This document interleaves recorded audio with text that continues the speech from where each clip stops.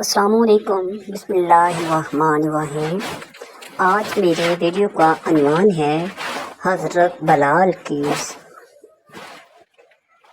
حضرت بلال سرور کائنات صلی اللہ علیہ وسلم کے عاشق و شہدائی معزز و خادم حضرت بلال رضی اللہ تعالی عنہ کا پورا نام حضرت بلال بن رباح ہے۔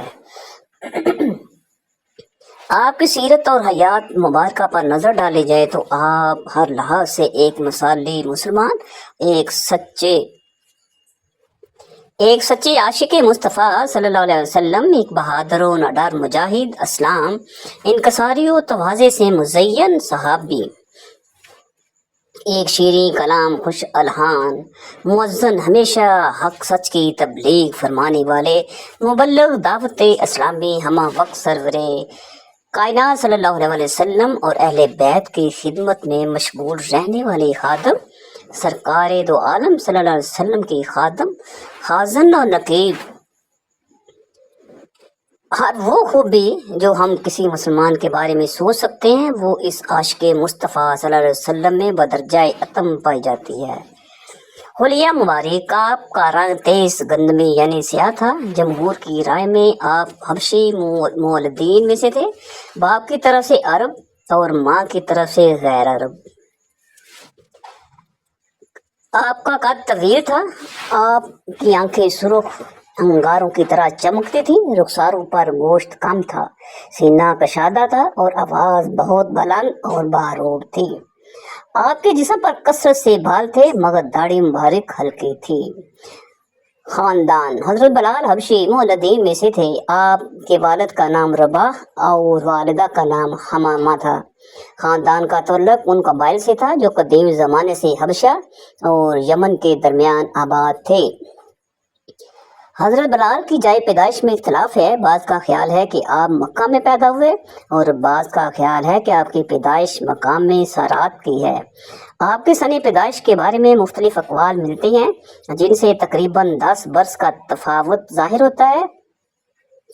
آپ ہجرت سے تقریباً 42 برس قبل پیدا ہوئے۔ آپ کا ایک بھائی تھا خالد اور ایک بہن تھی جس کا نام اسکرا تھا۔ آپ کی اولاد کوئی نہیں اور ازواج کے بارے میں تاریخ خاموش ہے۔ والدہ ماجدہ حضرت بلال کی والدہ ماجدہ کا اسم مبارک حضرت حمامہ تھا۔ اکثر لوگوں کا خیال ہے کہ آپ مکہ کے یا سرات کے باندیوں میں سے تھی اور حضرت بلال نے کلمات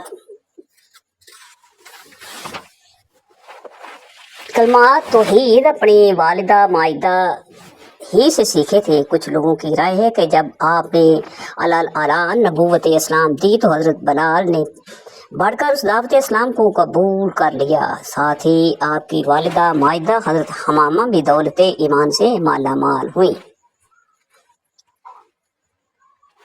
ایک مورخ کی رائے ہے کہ حضرت بلال نے حضرت ابوبکر صدیق کی دعوت پر اسلام قبول کیا اور پھر کچھ ہی روز میں حضرت حمامہ بھی اپنے فرزند حضرت بلال کی تبلیغ کے نتیجے میں عظیم الشان تحریک دعوت اسلامی میں ایک مسلمان خاتون کی حیثیت سے شامل ہوئے۔ قرآن حکیم اور شان بلال۔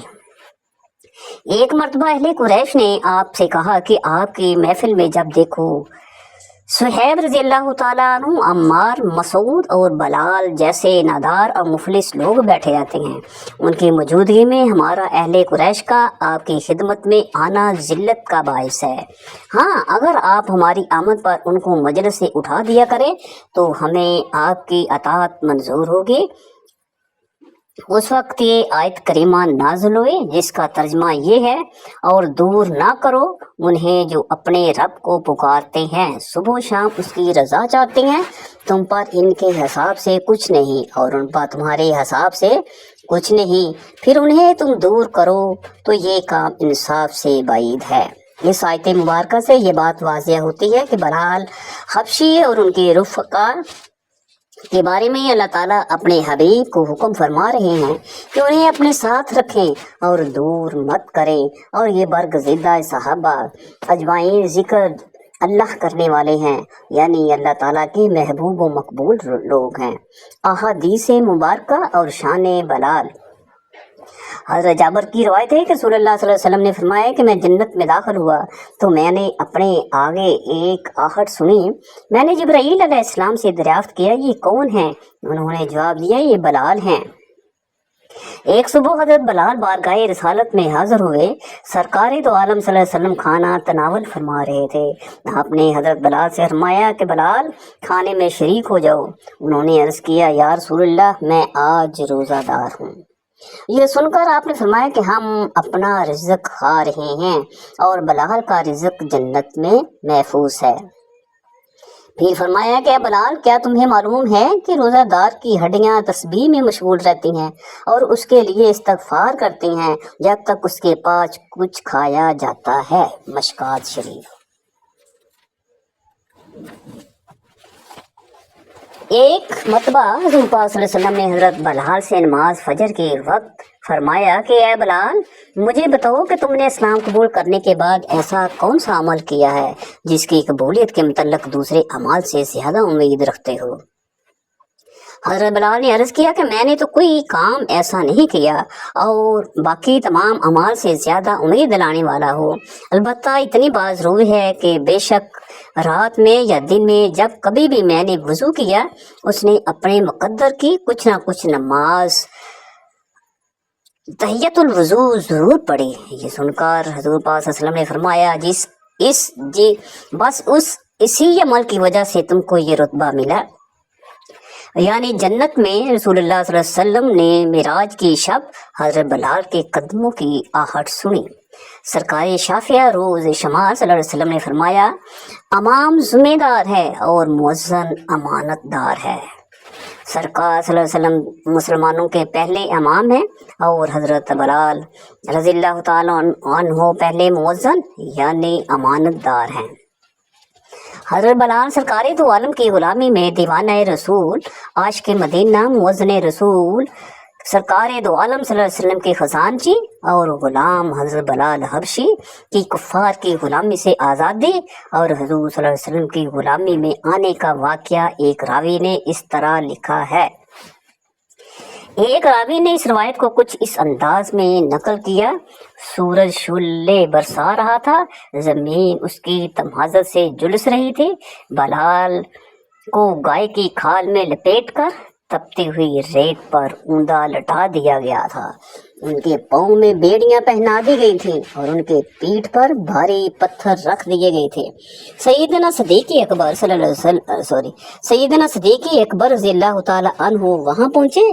तहरीक दावत इस्लामी के मुबल्लिग की हालत ज़ार देखकर आपका दिल भर आया, आंखें अश्कबार हो गई और सीधे उमैया बिन खलफ के पास तशरीफ ले गए।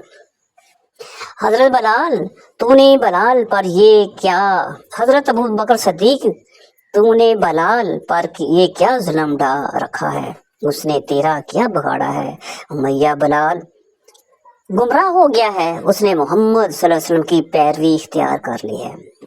हजरत अबू बकर ये तूने गलत कहा, बलाल जहालत की तारीकियों से तौहीद के उजाले में आ गया है। उमैया ने कहा तुम क्यों उसकी वकालत करते हो, ये मेरा गुलाम है, जब तक वो दीन मोहम्मदी सल्लल्लाहु अलैहि वसल्लम से इनकार नहीं करेगा इसी तरह तड़पता रहेगा। हजरत अबू बकर सदीक ने फरमाया उमैया अपना दस्त जुल्म रोक ले। उमैया कहने लगा तुम्हें क्यों इस गुलाम की इतनी फिक्र लाहक है। हजरत अबू बकर सदीक कहने लगे क्या तू बलाल को मेरे हाथ फरोख्त कर देगा। उमैया ने कहा इस कमज़ोर और लागर बागी सरकश गुलाम को लेकर क्या करोगे। हजरत अबू बकर सदीक कहने लगे तुझे इससे क्या मतलब, बोल क्या कीमत मांगता है। उमैया ने कहा 5 औकिया चांदी। हजरत अबू बकर सदीक ने कहा मुझे मंजूर है, ले ये तलाई दिरहम और बलाल को मेरे हवाले कर दो। उमैया बिन खलफ तलाई दिरहमों को देखकर खुशी से फूला नाच मार रहा था और सैयदना हजरत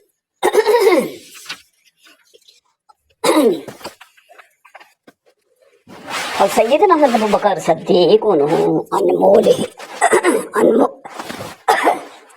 अनमोल हीरे को खरीद कर अपनी किस्मत पर नाश कर रहे थे।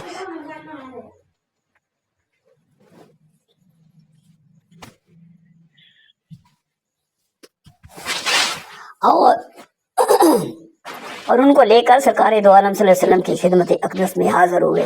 सैयदना हज़रत बिलाल को देखकर चेहरा अनवर खुशी से दमकने लगा। सरकार दो आलम सल्लल्लाहु अलैहि वसल्लम ने फरमाया, अबू बकर सिद्दीक़, इस सौदे में हमें भी शामिल कर लो। सैयदना हज़रत अबू बकर सिद्दीक़ ने अर्ज़ किया, सरकार दो आलम सल्लल्लाहु अलैहि वसल्लम, आप सल्लल्लाहु अलैहि वसल्लम का हुक्म सर आंखों पर, लेकिन मैंने ये बलाल को राह खुदा में आज़ाद कर दिया है। हज़रत अबू बकर हज़रत बलाल की नज़र में, एक रवायत के मुताबिक हज़रत बलाल फरमाते हैं कि सरकार दो आलम सल्लल्लाहु अलैहि वसल्लम की ग़ुलामी में आने के बाद में हज़रत अबू बकर सिद्दीक़ के हमरा रहने लगा। हज़रत अबू बकर सिद्दीक़ मेरी ख्वाहू मेहमान नवाजी फरमाते हैं, रोज़ाना सुबह इबादत के बाद बकरियों का दूध धोना आपका मामूल था। आप बड़े मेहरबान और नरम दिल थे। एक रोज़ फरमाया, बलाल, तुम्हें अब नया काम करना है, क्या तुम अब उससे ज़्यादा मशक्क़त कर सकते हो जितनी कभी पहले कर चुके हैं? जी मेरे आका, मैं फ़ौरन बोला, मगर मेरे इस जवाब से उन्हें सदमा हुआ। फ़ौरन दूध का बर्तन नीचे रखा और मुझे कान से पकड़ लिया और फरमाया, सुनो बलाल, तुम अब आज़ाद हो। आज़ाद होने का क्या मतलब है, ये तुम्हें सीखना है। जी हाँ, मैंने जवाब दिया। मेरा कान छोड़ते हुए मुस्कुराने लगे। फिर मैंने लिखना सीखना शुरू किया। मैं नील की पत्तियों से रोशनाई बनाता और तनों पर, खालों पर, कीचड़ में, राख में, पत्थरों पर, अलगरज जहाँ कहीं भी हरूफ बन सकते थे लिखता रहता। बस आहिस्ता आहिस्ता मुझे लिखना भी आ गया। हज़रत अबू बकर सिद्दीक़ रोज़ाना मेरे लिए कलम काट कर लाते, मुझे लिखता देखते और बेहतरी के लिए मदद फरमाते। एक रोज़ आप घर तशरीफ़ लाए तो बेहद मसरूर थे। मुझे देखकर मुसर्रत में इजाफ़ा हुआ। मेरी रोशनाई से रंगे हाथों को चूम कर फरमाया, आज रसूलुल्लाह सल्लल्लाहु अलैहि वसल्लम ने फरमाया कि आलम की रोशनाई शहीद के खून से ज़्यादा कीमती है। मैंने अपने हाथों की रोशनाई से खूब भगो दिया। वो मुकम्मल तौर पर लथड़ चुके थे। फिर मैं अजीब सी कल्बी कैफियत के साथ उन हाथों को तकता रहा। इस तरह मेरे इस्लाम के शुरू के कुछ दिन हज़रत अबू बकर सिद्दीक़ के मेहमान की हैसियत से गुजरे। हज़रत बलाल की आंखों देखे चंद वाक़यात। शिवे अबी तालिब से रहाई के बाद मुसलमानों के लिए आजमाइशों का सिलसिला शुरू हो गया। दावत इस्लामी के इस अजीम शान तहरीक की मददगार सरकार दो आलम सल्लल्लाहु अलैहि वसल्लम के सरपरस्त चचा जनाब अबू तालिब का इंतकाल हो गया और उसके बाद उम्मुल मोमिनीन हज़रत खदीजा पर्दा फरमा गए। जनाब अबू तालिब की मौजूदगी में कुफारे मक्का सरकार दो आलम को अज़ियत पहुँचाने की जुर्रत नहीं कर सकते थे, लेकिन शफी के चचा के इंतकाल के बाद दुश्मन खुलकर सामने आ गए। हज़रत बलाल ने ये दर्दनाक मंजर अपनी आंखों से देखा। वो जो मसूद जो दुनिया में रहमत का पैकर बनकर आया था, जो सरापाए रहमत था, बातिल के प्रस्तारों के मजालिम के सामने डट गया। एक रोज़ कुरैश के एक उबाश ने सरे बाजार सरकार अब करार सल्लल्लाहु अलैहि वसल्लम के सरे अक़दस पर मट्टी डालकर अपने जहन्नमी होने की राह हमवार कर ली। आप उसी हाल में घर तशरीफ़ ले गए। साहबजादियों में से एक आप सल्लल्लाहु अलैहि वसल्लम का सर मुबारक धोती जाती थी और रोती जाती थी, जबकि हुज़ूर सल्लल्लाहु अलैहि वसल्लम उन्हें तसल्ली देते हुए फरमा रहे थे, रो मत मेरी बेटी, अल्लाह तेरे बाप का हामी और नासिर है। एक रोज़ सरकार सल्लल्लाहु अलैहि वसल्लम काबे के पास नमाज अदा फरमा रहे थे और कुरैश के लोग अपनी अपनी मजलिस में बैठे हुए थे। उनमें से अबू जहल ने कहा, तुम में से कौन है जो जाकर फलां शख्स के घर से ज़िबा की हुई ऊँटनी के पेट की आलाइश और उसके खून से लथड़ी हुई आंतें उठा लाए और उस शख्स की पीठ पर सजदे की हालत में रख दें। उस पर उनका सबसे ज़्यादा शकी आदमी उकबा बिन अबी मुईत उठा और ये गंदगी लाकर उसने सजदे की हालत में आपकी पीठ मुबारक या दोनों कंधों के दरमियान रख दी। उसके बोझ की वजह से आप सल्लल्लाहु अलैहि वसल्लम सजदे ही में पड़े रहे। अस्तगफिरुल्लाह। कुरैश के बदबख्त लोग ये मंजर देखकर खूब हंसते रहे और हंसी में लूट पुट होकर एक दूसरे पर गिरे जा रहे थे। इतने में किसी ने जाकर सरकार दो आलम के घर मुबारक में ये इतला पहुंचा दी। हजरत फातिमा सुनकर दौड़ी हुई आई और ये गंदगी का अंबार खींच खींच कर फेंका और फिर अहले कुरैश से मुखातिब होकर उन्हें बहुत डांटा और उन्हें बद्दुआएं दी जिन्हें ये गुस्ताखाना हरकत की थी। नमाज मुकम्मल फरमाने के बाद आपने फरमाया, खुदाया कुरैश से निमट ले। ये सुनते ही उन लोगों की सारी हंसी जाती रही और वो आपकी बद्दुआ से खौफ ज़दा हो गए। हजरत बलाल और हिजरत मदीना। जाहलियत के अलमबरदार अपने मोहसन और गमख्वार सल्लल्लाहु अलैहि वसल्लम की जान के दुश्मन हो गए और कत्ल की साजिश तैयारी हो रही थी, जो कि खुद अज़ाब इलाही को दावत देने के मुतरादिफ थे। मुसलमान अपने तौर पर तहरीक की दावत इस्लामी को फैलाने के लिए कोशां थे और दीन मुबय्यिन की तरह खूब सताए जा रहे थे। बिलाखिर मुसलमानों को मदीना तैयबा की तरफ हिजरत करने का हुक्म हुआ। चंद लोग अब हयात के मुतलासी प्यासी रूहें लेकर मक्का आए और साकिए कौसर आपकी दस्ते मुबारक से मैं तौहीद के जाम पीकर मदीना लौटे। मदीना भी अब तहरीक के दावत इस्लामी का मरकज बनने वाला था। बज़म तौहीद मदीना में सजने वाली थी। मदीना नूर तौहीद से मनव्वर होने वाला था। हजरत मुसाब को दावत इस्लामी से पहले मुबल्लिग के तौर पर तबलीग की गरज से मदीना मनवरा भेजा गया। उनके बाद हजरत इब्ने मक्तूम रज़ियल्लाहु ताला अन्हु मदीना तैयबा पहुंचे।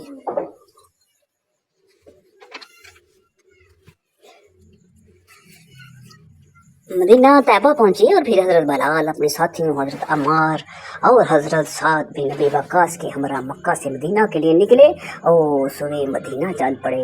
हजरत बलाल जैसे आशिक गुजार के लिए सरकार दो आलम की जुदाई बहुत बड़ा इम्तहान था, मगर यही हुक्म अलाही और फरमान महबूब अल्लाही सल्लल्लाहु अलैहि वसल्लम था। आज़ान। हजरत बलाल मस्जिद नबवी शरीफ की तामीर के बाद मुसलमानों का एक मरकज बन गया था, जहाँ वो इकट्ठे होकर अपनी इबादत की अदायगी के साथ साथ तमाम अमूर हयात पर सलाह मशवरा कर सकते थे। पंजगाना फर्ज नमाजों की बाजमात अदायगी अब उस मस्जिद की तामीर के बाद मुमकिन हो गई। चुनाचे मुकर्रर औकात पर नमाजियों को जमा करने के तरीक़ाकार पर सरकार दो आलम ने सहाबा कराम अजमाइन से मशवरे शुरू फरमाए। हर सहाबी ने अपनी अपनी राय दी। किसी ने कहा कि आग रोशन कर दी जाए, किसी ने कहा नाकूस और घड़ियाल बजाए जाए, बास ने बगल बजाए और बास ने सिंक बजाने का मशवरा दिया। मगर आप ऐसा तरीका चाहते थे जो काफरों की इबादत के तरीकों से यकसर मुख्तलिफ हो। हजरत उमर ने तजवीज़ पेश की कि नमाज के वक्त कोई शख्स मदीना मनोरा की गलियों में खानात की सलात की मनादी किया करे। आपने इस तजवीज़ को मान लिया और हज़रत अब्दुल्ला को इसकी खिदमत के लिए मुकर्रर फरमाया और साथ ही हज़रत बलाल को फरमा दिया कि हर नमाज से पहले मस्जिद की सेहन में अस्सलातु जामिया पुकारा करें। चंद दिनों बाद हज़रत अब्दुल्ला बिन ज़ैद ने ख्वाब में देखा कि एक शख्स सामने से गुजर रहा है और उसके दोनों शानों पर अमामे के शिमलों की तरह दो सब्ज़ कपड़े हैं और हाथ में एक सिंक है। आपने उस शख्स से पूछा, क्या तुम इसे बेचना चाहते हो? उसने जवाब दिया, तुम इसको क्या करोगे? आपने फरमाया, अगर तुम इसको मेरे हाथ फरोख्त कर दो तो मैं नमाज बाजमात के लिए उसको बजाकर लोगों को जमा कर सकूंगा। इस बार उस शख्स ने जवाब दिया, मैं तुम्हें उससे बेहतर चीज़ बता देता हूँ। फिर उसने आपको अजान के अल्फाज जो आजकल अजान में इस्तेमाल होते हैं सिखाए। ये अल्फाज अदा करते हुए वो शख्स मस्जिद की छत पर खड़ा था। उसके बाद वो थोड़ी देर के लिए बैठ गया और भी खड़े होकर उसने नमाज पढ़ी। जब हज़रत अब्दुल्ला बिन ज़ैद नींद से बेदार हुए तो सरकार शाफी रोज़ शुमार सल्लल्लाहु अलैहि वसल्लम की खिदमत अक़दस में हाजिर हुए और सारा ख्वाब बयान किया। उस पर आपने उनसे फरमाया, जो कुछ तुमको बताया गया है वो तुम फलां को बताओ। उसके बाद हज़रत उमर भी हाजिर खिदमत हुए, उन्होंने भी यही बताया।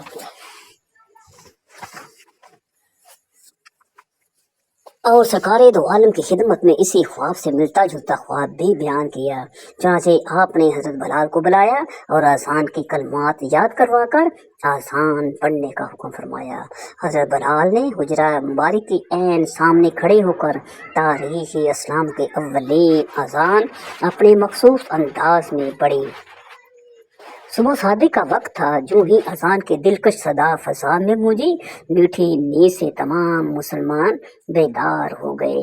اسی روز آپ کی اذانوں کا سلسلہ شروع ہوا۔ کتنے خوش نصیب ہیں حضرت بلال، اللہ تعالیٰ نے اس مسحور کن نغمے کے لیے ان کی ذات کا انتخاب فرمایا۔ آپ کی ایسی نغمگی سے اہل ذوق، اہل سوز اور اہل دل کی زندگی وابستہ تھی۔ مدینہ منورہ میں اس آواز کے طلسم کا عجیب عالم ہوا کرتا صدائے اللہ اکبر کے ساتھ ہی مسلمان اپنے تمام کام چھوڑ کر آذان کی طرف متوجہ ہو جاتے۔ اس آواز میں بلا کی دل آویزی تھی، ہر شخص صاحب ساکت رہ جاتا تھا۔ نہ جانے اس خدائی نغمے میں کیا اثر تھا جو کہ صحابہ اجمعین کو اپنی گرفت میں لے لیا کرتا تھا۔